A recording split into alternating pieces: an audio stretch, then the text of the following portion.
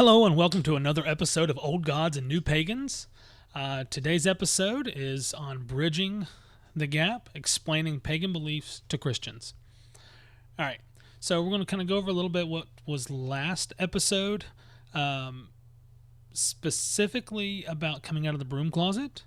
So if you haven't listened to that, please, I encourage you to go back and listen to it as well, because we discussed, if you should tell anyone about your pagan practice, why you should tell them, who you should tell, how to do it, and kind of what to say. All right, so today we're going to take it a bit further and talking about explaining pagan beliefs to Christians specifically. It's important to understand and respect diverse religious perspectives, so I encourage you to always be respectful when speaking about this and kind of avoid any outright hostility. I believe in open conversations and transparency when it comes to this sort of thing. All right, so the first part, we're going to discuss understanding paganism. We're going to hit on the definition of paganism, as we've, discussed in previous episodes.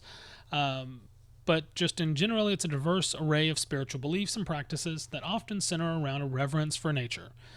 Polytheism is often a part of paganism, as well as various rituals honoring ancient traditions, but this varies widely across the different paths that are out there.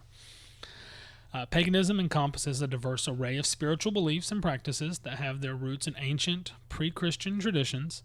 The historical origins of paganism can be traced back to the polytheistic religions of the ancient world, including those of Mesopotamia, Egypt, Greece, Rome, Northern Europe, other parts of Africa, and even the Americas, North and South and Central America. There's so many different practices, so many different belief systems around the world that we are, as a society, are really starting to kind of bring back to light and start opening those practices up where they were shut down for a period of time. But we're really, working hard on bringing a lot of that stuff back and creating a little bit more understanding and openness about it. Many of these early civilizations, they worshipped a pantheon of gods, goddesses associated with aspects of nature, fertility, and even the human experience. In Europe, pre-Christian paganism manifested in the form of indigenous belief systems such as Celtic Druidism, Norse heathenry, Germanic paganism, and many other paths and practices that were associated.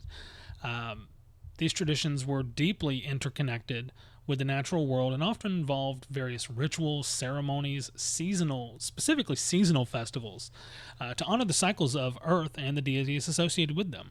With the spread of Christianity throughout Europe and other parts of the world, many indigenous pagan traditions were gradually supplanted or assimilated into the dominant Christian culture.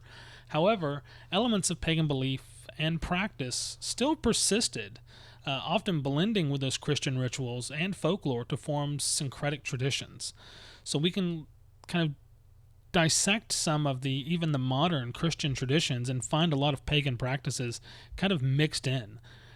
One reason that is early pagans, they didn't really see their belief systems as a religion, as a lot of the more modern view of Christianity, Judaism, Islam, and some of the other belief systems out there. For most of pre-Christian Europe, their belief systems were considered more like culture, practices, traditions, more so than a set doctrine of religious specific ideals. In the modern era, paganism experienced a revival and a resurgence known as the neo-pagan movement. Beginning in the 19th and 20th centuries, individuals and groups sought to reconnect with and revive those ancient pagan beliefs and practices, which I find really awesome. They drew inspiration from historical sources, folklore, and mythology.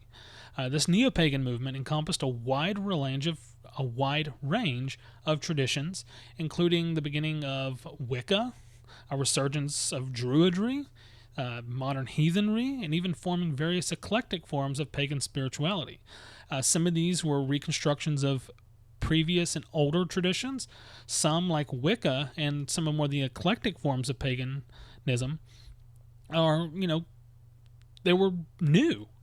They were created specifically around this.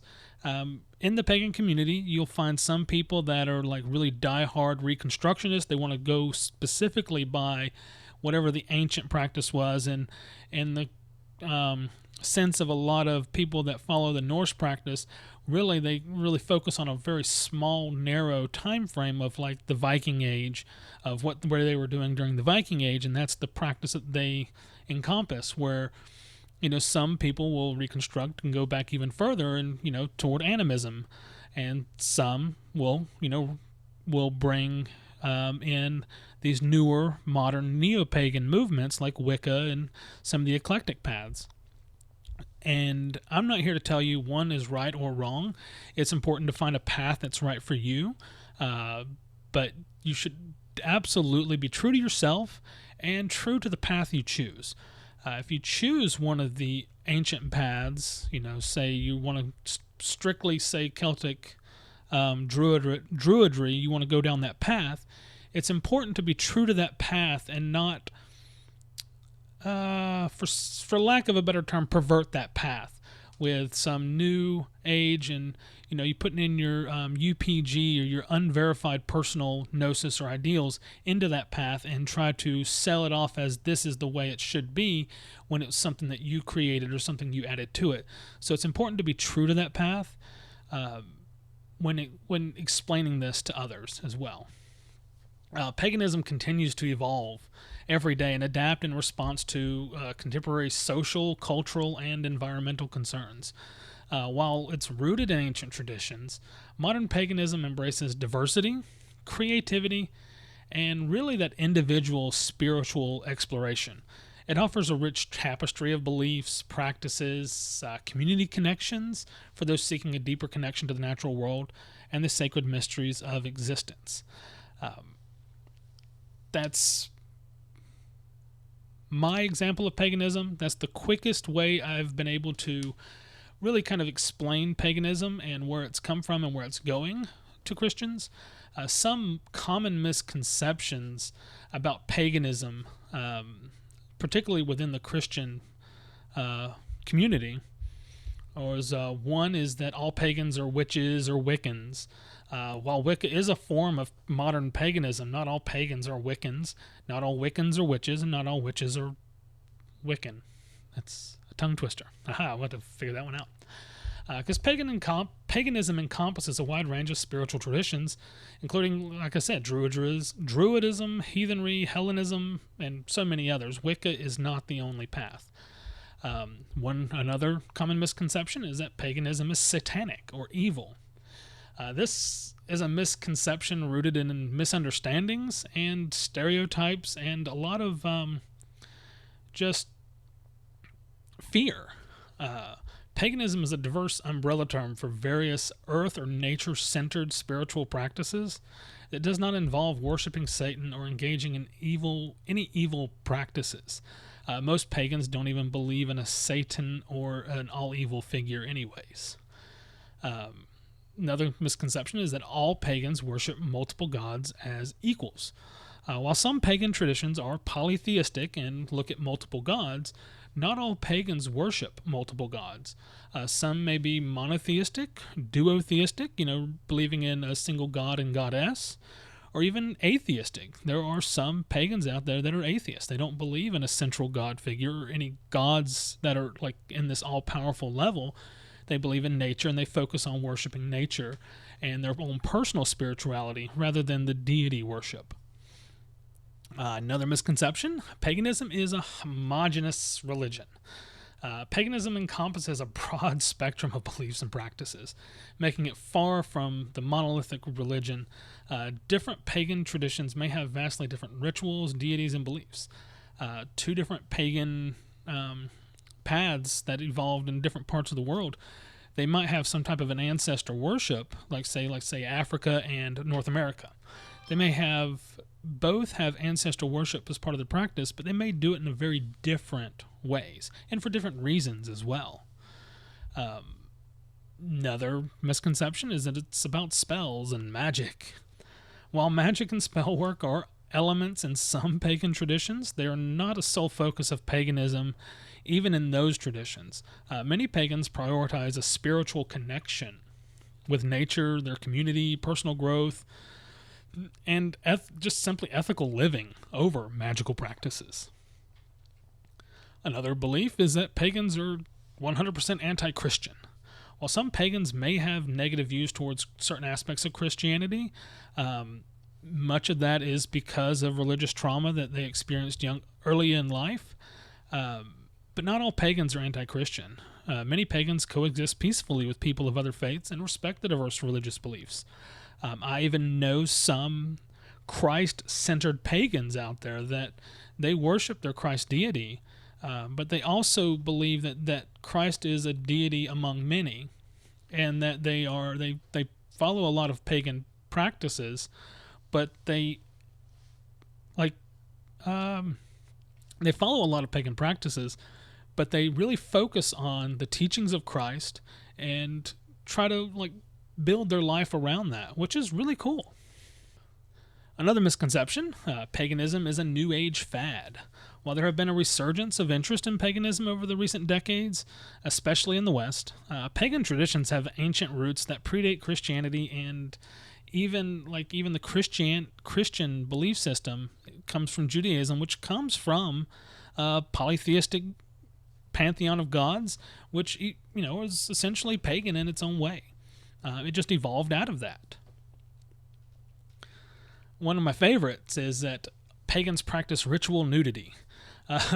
While nudity may be a part of a ritual practice in some pagan paths, traditions, it's not a universal practice amongst most pagans. Ritual practices vary widely between different pagan paths, and many do not include nudity at all. But yeah, do you. Have some fun with it. Some people believe that paganism is a primitive belief system or backward belief system. This misconception stems from a misunderstanding of pagan beliefs and practices, and was often used as a way to dehumanize early pagans. Even the term paganism, or pagan, as I've mentioned in previous episodes, refers to country dwellers. It was the way that was a derogatory term for the Christians that lived in the city, or really the higher class people that lived in the city, to kind of denigrate the people that lived out in the country. Those are those hillbillies out there, the pagans, they have their weird beliefs and traditions. We, follow our thing, and they do their weird stuff out there. So it's, really important to understand that paganism is not a primitive or backward belief system, because it often emphasizes environmentalism, equality, personal responsibility, and values that are not inherently primitive or backward. They're just are what they are.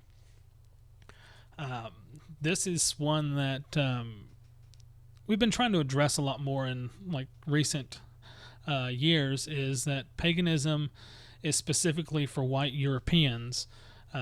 The Nazi movement, really kind of hijacked a lot of pagan symbolism and such, so it really kind of brought out the whole white supremacist aspect of some people, and they use paganism as an excuse for that, or they try to say, oh, your blood has to be pure to follow this particular path or that particular path. But paganism in general is a global phenomenon, and people of all ethnicities and cultural backgrounds have practiced various pagan traditions before history. While some pagan groups may have predominantly white membership, there are diverse pagan communities all around the world. There are some problematic organizations out there that, very specific. I believe there's even one that wants you to do a DNA test to prove your ancestry. That's kind of silly in my opinion, but that's what they do. And we're here to tell you that, that's not the way that you have to do this. Let's talk about some of the key beliefs and practices with various pagan traditions like Wicca, Druidry, heathenry, and others. So there are different levels of paganism and different paths that you can choose. There's polytheism or pantheism. Polytheism obviously believes in multiple gods, poly being multiple, theistic gods. This kind of contrasts with the monotheistic belief in Christianity, but it emphasizes worship of multiple gods. Some belief systems, are multiple aspects of God, but many pagan paths do have polyism as a form of their ritual or their worship. Some belief systems are pantheistic, meaning that they do not worship multiple gods, but see the divine as part of nature.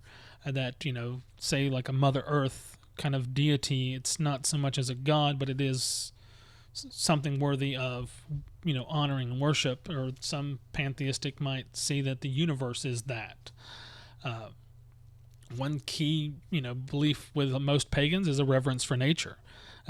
Pagans place a strong emphasis on nature worship and the interconnectedness of all living beings, humans, animals, plants, rivers, mountains, etc.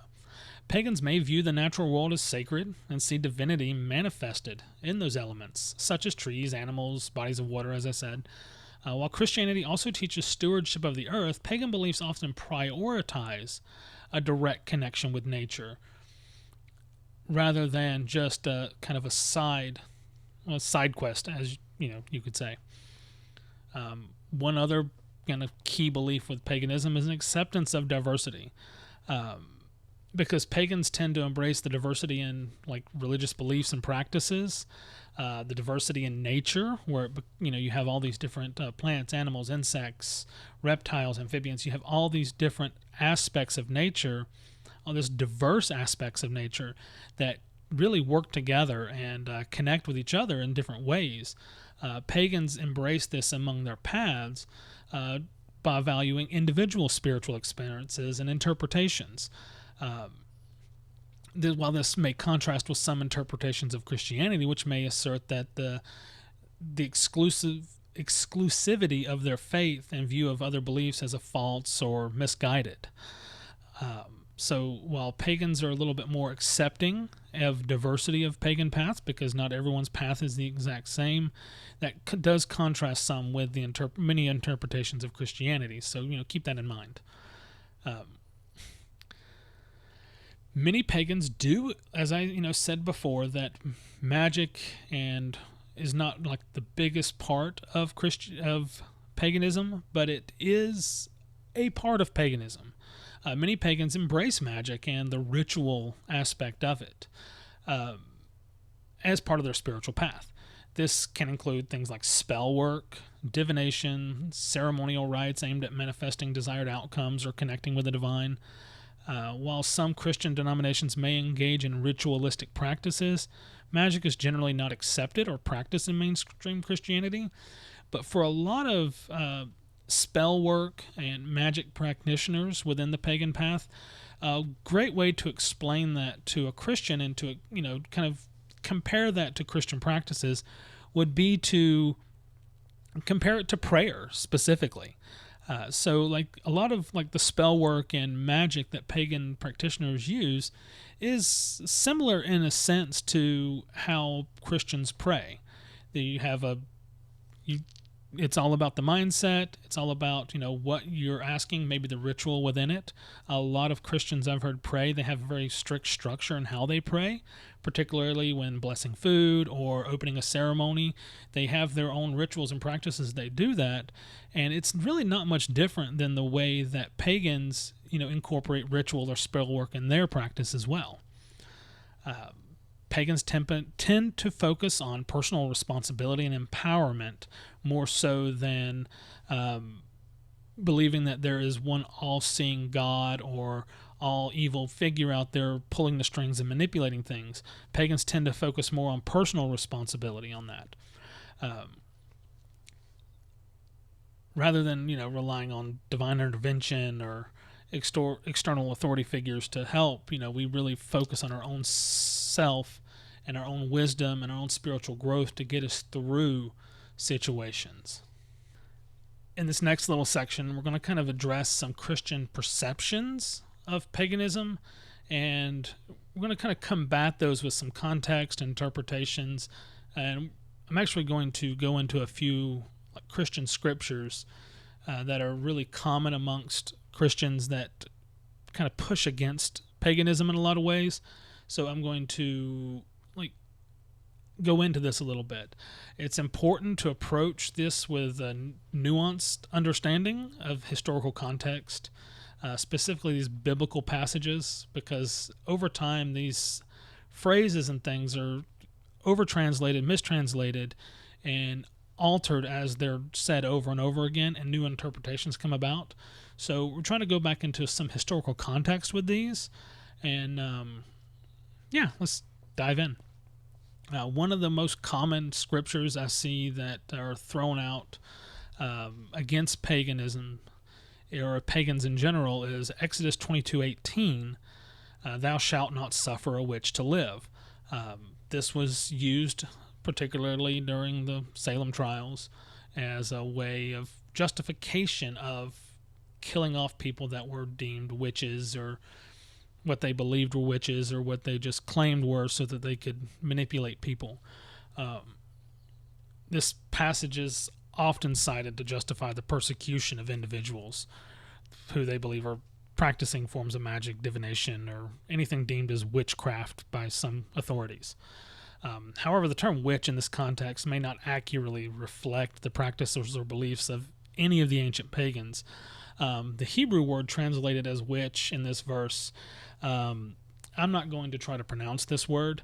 You can look it up. More likely referred to someone who engages in like what they believed were harmful sorcery, necromancy, or manipulation of people, rather than simply a practitioner of pagan spirituality. In this time when this passage was originally written, like basic divination and what we consider like simple spells were even part of the culture of the people who wrote these passages. And so, like, to say that all magic was bad or all witchcraft was bad is a little misguided, because even then, even hundreds, if not a couple thousand years, like even after Christianity became a thing, there were still a great number of Christians that would draw sigils and have little spells that they would have worked out to protect their home or to do different things. Like, we see a lot of that ritual still in Christianity today, but specifically even back then there was a lot more of it. So when this passage was used, it was most likely used to refer to, again, people that would practice things like necromancy or try to manipulate people or would do harmful spells. This was a negative type of witch. You can say like a dark witch or a bad witch, but not necessarily referring to all people who practice paganism. An alternative view of this would be, a prohibition against like harmful or manipulative practices that infringed upon the well-being and autonomy of others. It really aligns with the ethical principles of many pagan traditions, which emphasize, again, personal responsibility and respect for others' free will. And even early Jews who used this passage, that's in the original Hebrew, that's what it was, I believe, was meant to interpret. But again, modern interpretations have kind of perverted this and changed it for their own use.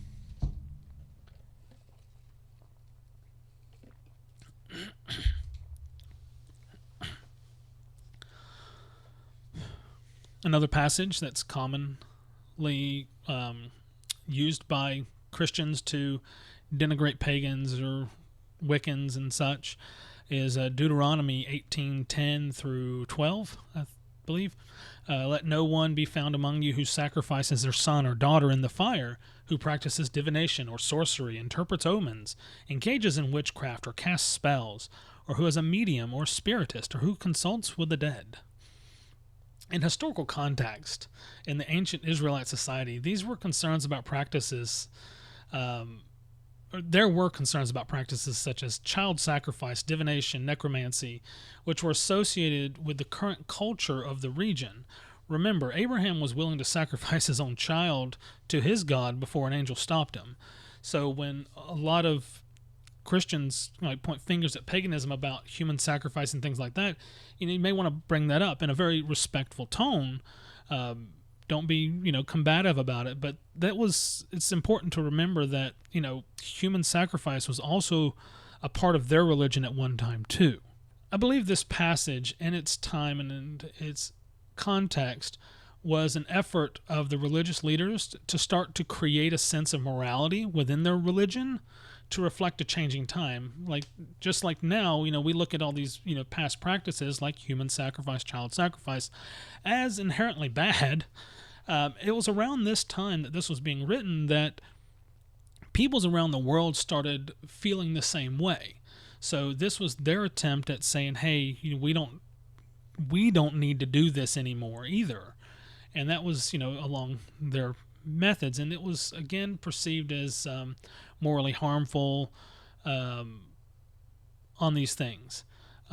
So the alternative interpretation would be, rather than viewing these prohibitions as a blanket condemnations of all forms of divination or spiritual practices, they can be better understood within like the specific cultural or religious context of ancient Israel.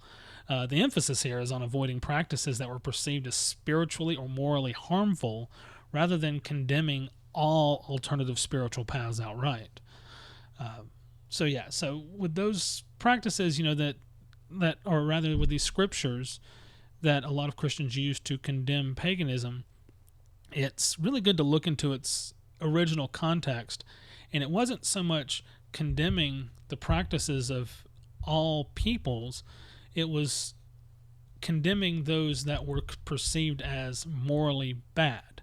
So like human sacrifice, necromancy, etc.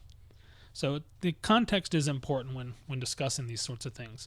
And when talking about pagan practices with Christians, it's important to kind of bring these things out and have open dialogue and understanding at how these things kind of came about.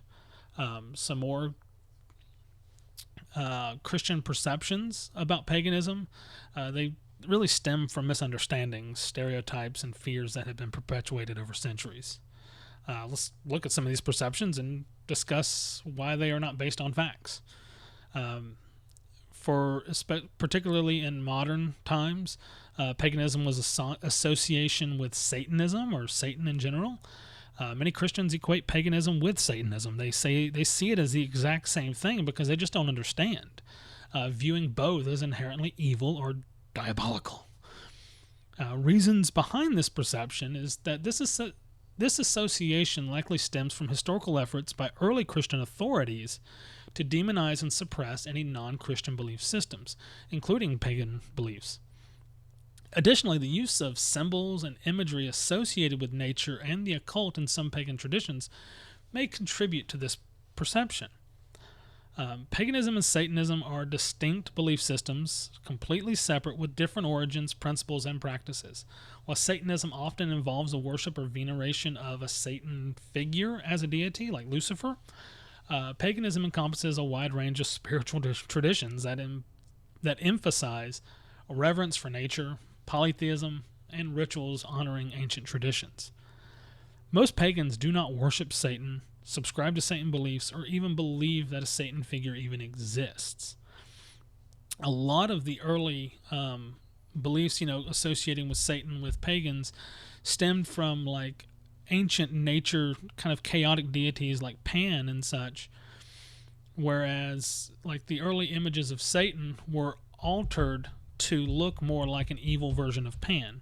Pan was a satyr with goat hooves and horns, and while the early images of Satan had him with clawed feet, the church started changing those images to give Satan, their Satan figure, cloven hooves to make him look more like a goat man, to give that association, basically saying this is our evil figure, and doesn't he often look like this other, thing that pagans worship, this Pan figure? So they're obviously the same thing. And that was, like essentially early Christian propaganda. And it's important to know that, with historical context, how these traditions have been kind of perverted and changed over time. So it's interesting to see how these traditions and things have changed over time in order to pervert or demonize a lot of pagan practices by the authority that was the early Catholic Church or other, religious leaders. Other common Christian misconceptions is like the fear of magic and witchcraft within paganism. Many Christians view paganism as synonymous with witches, witchcraft, and magic, which are often portrayed as dark or malevolent forces. Media, TV, movies like The Craft and things like that don't do a good job at helping this. They all perceive these witches as communing with Satan or doing deals with the devil, and that's again comes from Christian propaganda over time, where these stories and traditions have been altered and perverted for the public eye, which it's changing it for the public eye rather than going to what actual witches or actual Wiccans and pagans truly believe. It just really just condemned everything like paganism, herbalism, ritual magic as witchcraft by the authorities and led to a widespread fear and persecution of the individuals practicing these traditions. Example we have are the Salem trials and, a lot of the stuff that happened through Europe. This fear has been perpetuated through literature, folklore, like I said, media portrayals that sensationalize and demonize these pagan beliefs and ritual practices. While some pagans may engage in practices commonly associated with magic or witchcraft, such as spell work or divination, these practices are not inherently malevolent or harmful. Even most pagans will view harmful or malevolent spells or magic as if, a Christian views somebody cursing them out or asking harm to befall them. Just like, no good Christian would pray for God to smite someone or, burn their crop or burn their house. Pagans aren't going to use ritual spell work for that either.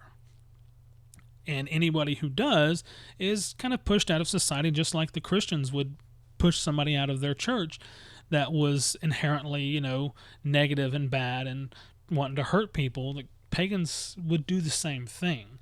And it's important to understand that exists upon both sides of that line.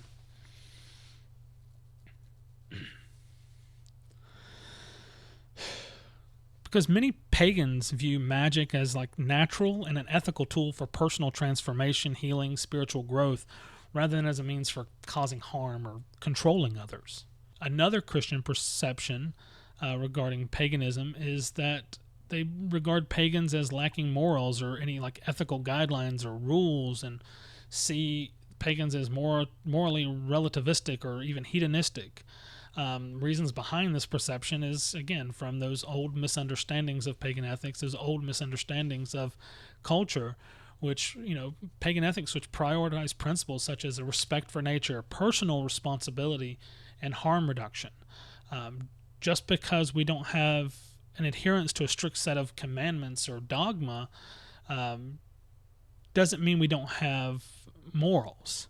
The emphasis on individual autonomy and diverse spiritual paths within paganism, may be construed as moral relativism, but it's really more of an understanding of diversity of belief systems that can intermingle and that do have some understanding between those different systems. Many pagans emphasize values such as environmental stewardship, social justice, compassion for all living beings.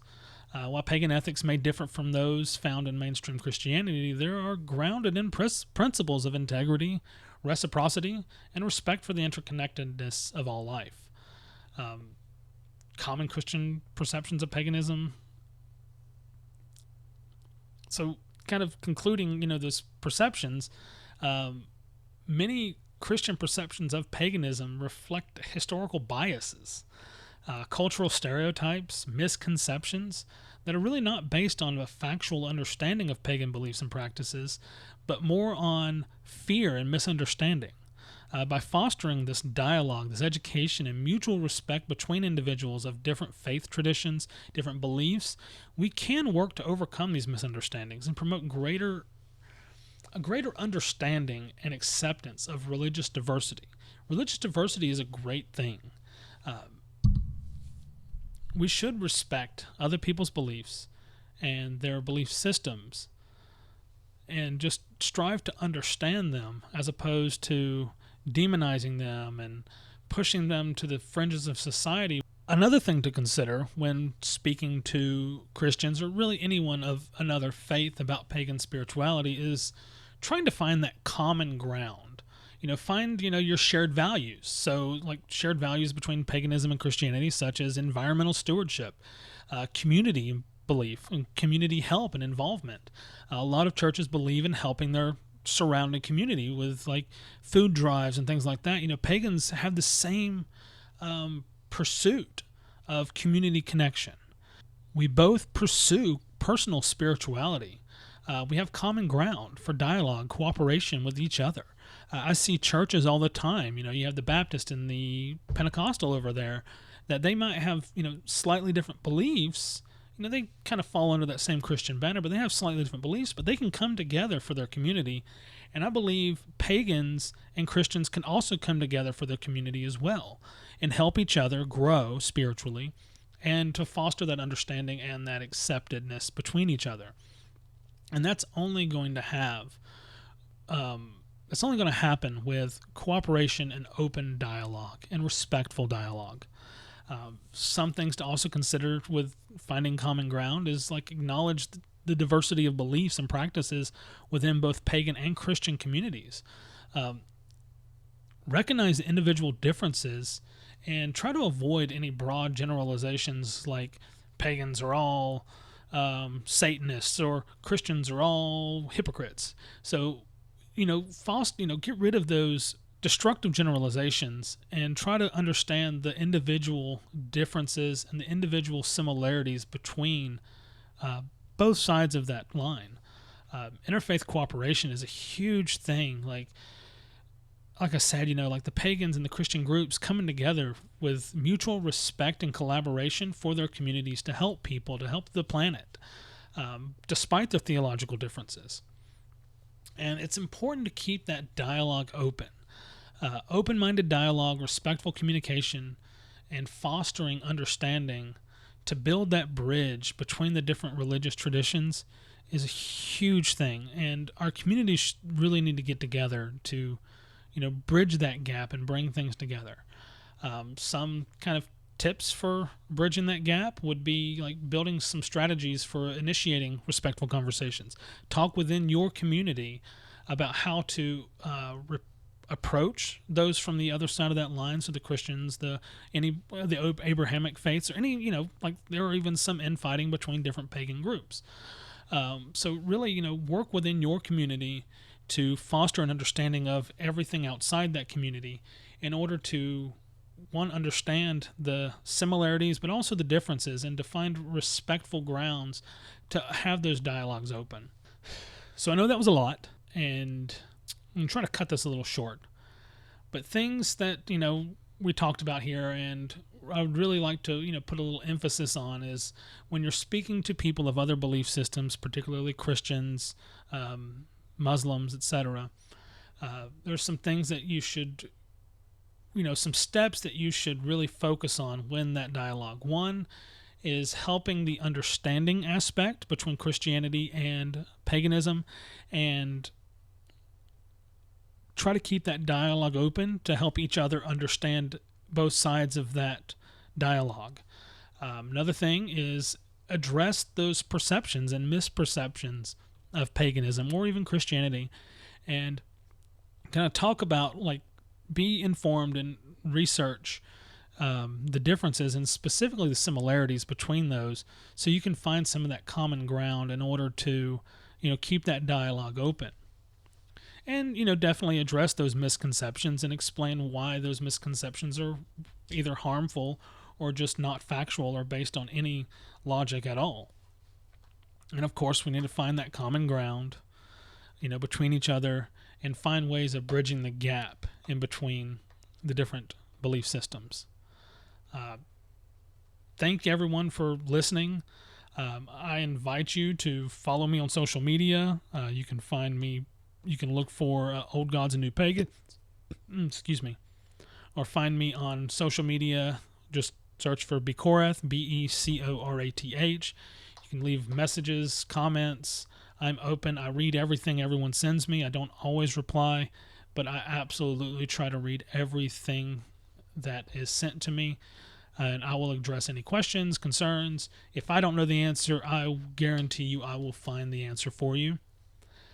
So if you have any questions or feedback, definitely send it my way. If there's anything you want to hear me talk about, if there's anything that in this episode or previous episodes that I said that was maybe not factual or just wrong, bring it to my attention. I love to learn. I'm open to new ideas and new dialogue. So send that stuff my way. And thank you all, and keep being the best part of what we do.